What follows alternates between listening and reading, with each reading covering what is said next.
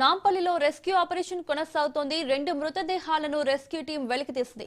ఒక మృతదేహం మహిళదిగా గుర్తించారు. గుర్తుపట్టని స్థితిలో మరో డెడ్ బాడీ లభ్యమైంది. ఉస్మానియా ఆసుపత్రికి డెడ్ బాడీలను తరలించారు. ఇదే అంశానికి సంబంధించి మరిన్ని అప్డేట్స్ మా ప్రతినిధి రాజు లైవ్ లో అందిస్తారు. రాజు,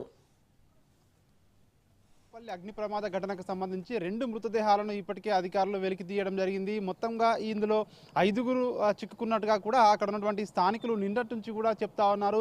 ఈ యొక్క అగ్ని ప్రమాదం జరిగిన వెంటనే ఇప్పటికే జరిగిన నిన్నటి నుండి చూసుకుంటే 20 గంటలకు పైగా కూడా ఇప్పటికే సమయం గడిచిపోయింది. ఇంకా కూడా ఈ రెస్క్యూ అనేది కొనసాగుతూ ఉంది. ఎందుకంటే నాన్ స్టాప్గా కూడా నిన్నటి నుంచి కూడా రాత్రంతా కూడా అధికారులు ఇటు ఫైర్ సిబ్బంది ఇటు ఎన్డీఆర్ఎఫ్ సిబ్బంది కూడా ఎక్కడికక్కడ కూడా సహాయక చర్యలు చేస్తూ ఉన్నారు. బిల్డింగ్ మనం చూసుకున్నట్టయితే గ్రౌండ్ ప్లస్ 4 ఫ్లోర్లు G+4 ఉంది. అయితే ఇక్కడ ఏంటంటే ఒకటి ఏదైతే సెల్లార్కు బదులుగా 2 సెల్లార్లు ఉన్నాయని చెప్పేసి కూడా అధికారులు గుర్తించడం జరిగింది.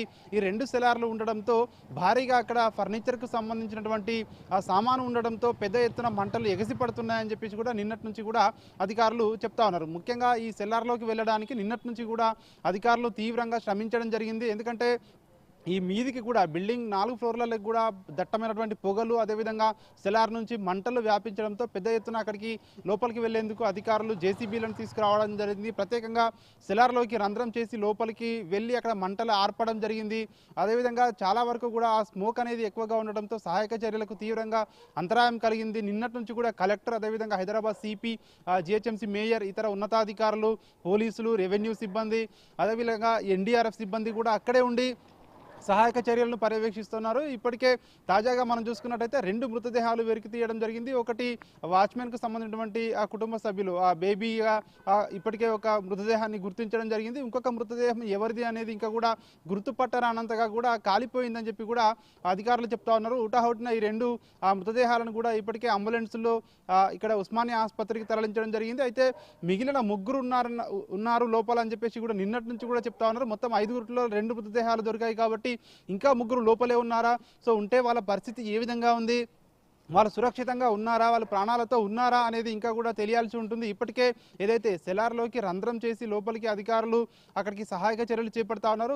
ఏదైతే ఆక్సిజన్ సిలిండర్లను కూడా లోపలికి వెళ్ళే ప్రయత్నం కూడా చేస్తూ ఉన్నారు. అయితే మంటలు కూడా పూర్తి స్థాయిలో ఆ పొగ ఏదైతే ఉందో దాన్ని ఇంకా కూడా అదుపులోకి రాలేదు. ఇంకా కూడా రెస్క్యూ కొనసాగుతుందని చెప్పి కూడా చెప్తా ఉన్నారు. 200 మంది సిబ్బందితో నిన్నటి నుంచి కూడా 20 గంటలకు పైగా కూడా ఈ రెస్క్యూ కొనసాగుతూ ఉంది. పెద్ద ఎత్తున ఫర్నిచర్ నిల్వలు ఉండడంతో మంట అనేది అదుపు చేయడానికి చాలా వరకు సమయం పట్టిందని చెప్పి కూడా అధికారులు చెప్తా ఉన్నారు. లోపల మనం చూసుకున్నట్టయితే ఫర్నిచర్ షాప్లో గ్రౌండ్ ఫ్లోర్లో ప్రధానంగా ఈ యొక్క రేకులకు సంబంధించినటువంటి, అదేవిధంగా ఐరన్కు సంబంధించి, గ్లాసులకు సంబంధించినటువంటి వాటివి ఎక్కువగా ఉన్నాయి.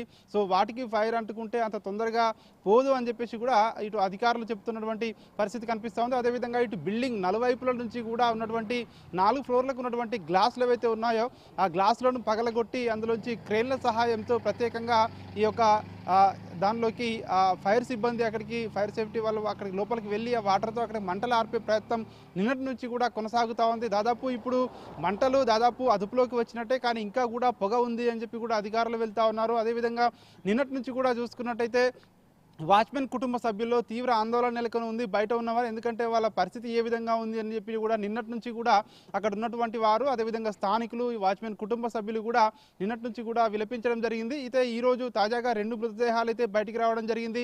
ఈ రెస్క్యూ అనేది ఇంకా కూడా కొనసాగుతూ ఉంది. సో మిగిలిన 3 లోపల ఏ విధంగా ఉన్నారు, క్షేమంగా ఉన్నారా లేకపోతే ప్రాణాలతో ఉన్నారా, ఏ విధంగా ఉంది అనేది తెలియాల్సి ఉంటుంది. ఇప్పటికే అక్కడ ప్రత్యేకంగా అంబులెన్సులను, వైద్యులను సిద్ధం చేసి ఉంచారు. ఒకవైపు రెస్క్యూ కొనసాగుతూ ఉంది. మరి కాసేపట్లోనే ఆ 3 ఆచూకీ కూడా తెలిసే అవకాశం ఉంటుందని చెప్పి కూడా అధికారులు చెప్తా ఉన్నారు. మరి కాసేపట్లోనే ఈ సహాయక చర్యలు ముగిసే అవకాశం ఉంటుందని చెప్పేసి కూడా ఒకవైపు అధికారులు చెప్తున్నారు. అయితే ఈ బిల్డింగ్ విషయానికి వచ్చినట్టయితే ఈ బిల్డింగ్ సేఫ్టీ ఏ విధంగా ఉంటుంది, ఎందుకంటే ఇప్పటికే ఇటు సెలార్లో పూర్తి స్థాయిలో మంటలతో సెలార్ అంతా దగ్ధమైపోయింది. అదేవిధంగా ఇంకా కూడా పూర్తిగా అదుపులోకి రాలేదు. ఆ స్మోక్ అనేది ఇంకా అదే విధంగా వస్తూ ఉంది సెలార్ నుంచి. సో కాబట్టి ఇప్పటికే ఇటు జేఎన్టీయూ నుంచి ఇంజనీర్ల బృందం కూడా ఈ ఘటనా స్థలికి రాబోతా ఉంది. ఎందుకంటే బిల్డింగ్ సేఫ్టీపై కూడా ఇప్పుడు అనుమానాలు రేకెత్తుతా ఉన్నాయి. గ్రౌండ్ ఫ్లోర్లో ప్రధానంగా ఈ భారీగా కాలిపోయింది కాబట్టి 4 ఫ్లోర్లో ఉన్నటువంటి బిల్డింగ్ దాని యొక్క పరిస్థితి ఏ విధంగా ఉంటుంది అనే దానిపై కూడా వాళ్ళు ఒక నివేదిక కూడా ఇవ్వబోతా ఉన్నారు ప్రభుత్వానికి. ఆ తర్వాత ఇప్పటికే ఏదైతే అక్కడ ఉన్నటువంటి ఏదైతే మృతదేహాలు ఇప్పటికే లభించాయో వాటిని ఇప్పటికే ఉస్మానియా ఆసుపత్రికి తరలించడం జరిగింది. ఎక్కడా కూడా సహాయక చర్యలకు ఆటంకం లేకుండా నిర్విరామంగా కొనసాగిస్తూ ఉన్నామని చెప్పి అధికారులు చెప్తా ఉన్నారు. కానీ అక్కడ ఉన్నటువంటి పరిస్థితులు కానివచ్చు, అక్కడ ఉన్నటువంటి ఆ యొక్క ఫైర్ యొక్క తీవ్రత కానివచ్చు, దాని దృష్ట్యా లోపలికి నిన్నటి నుంచి కూడా వెళ్ళలేకపోయారు. ఒక రోబోటిక్ ఏదైతే ఫైర్ మిషన్ కూడా నిన్న దాంతో లోపలికి వెళ్ళడానికి ప్రయత్నం చేసినా కూడా సో అధికారులకు వీలు కాలేదు. ప్రధానంగా ఇంకా కూడా ఈ రెస్క్యూ అనేది కొనసాగుతూ ఉంది. మరి కాసేపట్లోనే ఆ మిగిలిన ముగ్గురు ఆచూకీ కూడా తెలిసే అవకాశం ఉంటుంది అని చెప్పి అధికారులు చెప్తా ఉన్నారు. Right Raju, thank you.